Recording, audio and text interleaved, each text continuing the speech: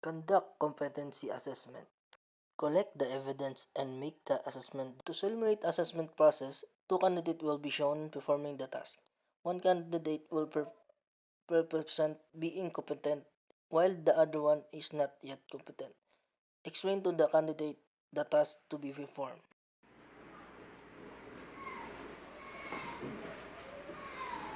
Candidate number one, this is our assessment area to perform, making PCB, disorderly,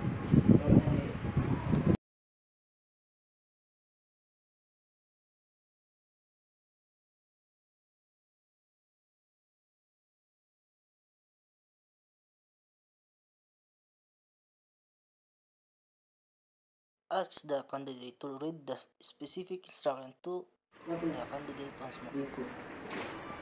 Please read the instruction again.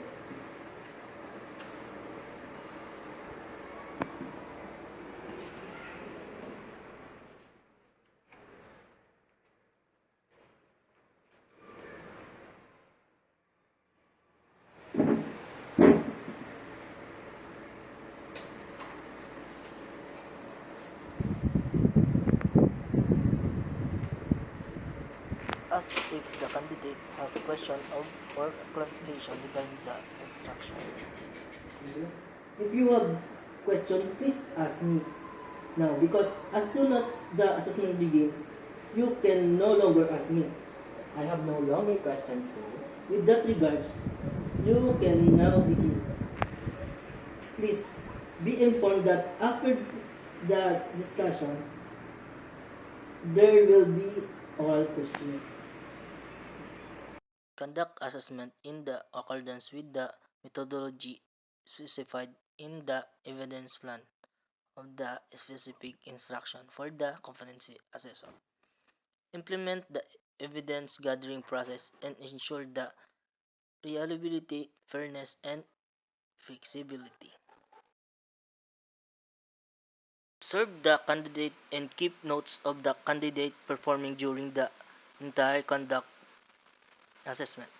These notes will be used for the provision of feedback to the candidates performed during the assessment. Collect appropriate evidence and capability to the elements performing criterion range of variables and evidence guide in the relevant units of competency.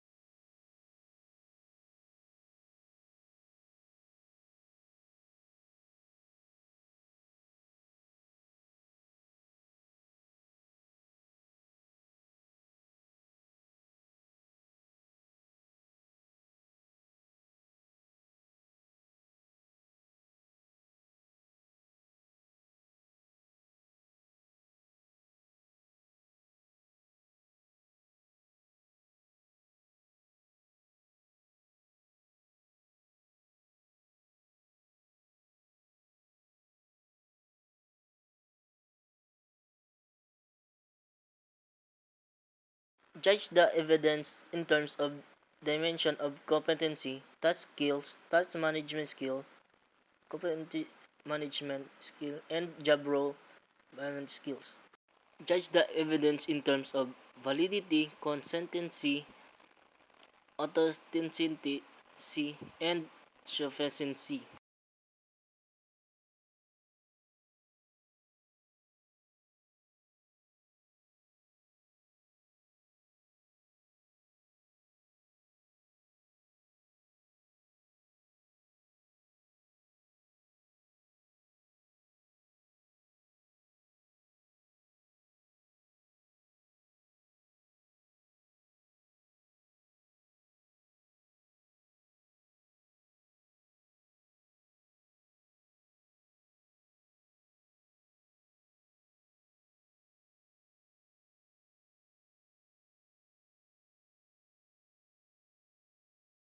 After the demonstration, the candidate will be asked an answer of question based on his or her performance during the mounting and soldering electronics component for oral questioning.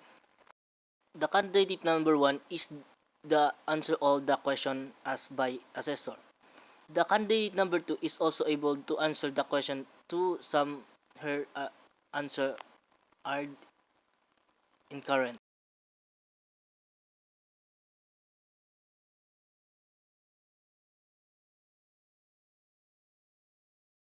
Safety question. Did you observe proper OHS procedure during assessment? Yes, sir. Is maintenance and proper cleaning of tools and equipment important? Yes, of course, sir. Did you observe workplace clearance before performing a task? Absolutely, sir.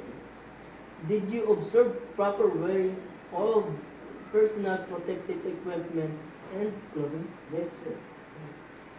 What step for contingency question? What step will you take if a critical component is missing during assembly?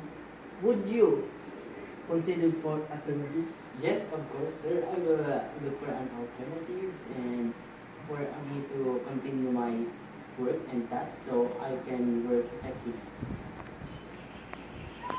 For you, candidate number 2.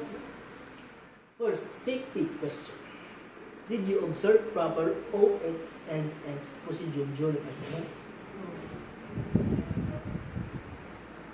Is maintenance and proper cleaning of tools and equipment important? Did you observe workplace clearance before performing a task? Did you observe proper wearing of personal protective equipment and clothing? For contingency question, what is of your tools is not functioning? Would you contingency question? What is of one of your tools is not functioning? Would you look for another option?